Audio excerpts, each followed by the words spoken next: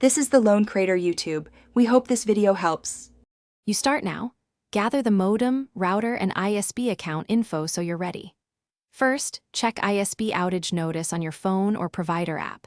If clear, unplug power from both devices for 30 seconds to clear transient faults. Once done, inspect the front LEDs and document the pattern, steady, slow blink, or rapid red, as that tells you whether it's a firmware or hardware signal. Make sure cables are secure before reapplying power to begin the reboot sequence. Next, you'll verify the physical and software environment to narrow the fault. Carefully inspect coax, DSL, and Ethernet cables for frays or loose fittings. Reseat each connector and swap with a spare cable if you have one.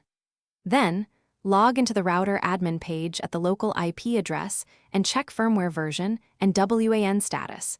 Outdated firmware or failed DHCP will often show as a red indicator. Run the router's diagnostics or an ISP line test, so you finish by restoring service methodically.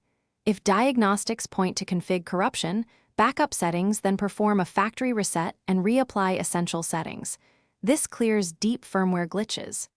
If the red blink persists, call your ISP and report the exact LED pattern and test outputs so they can check the line or provision.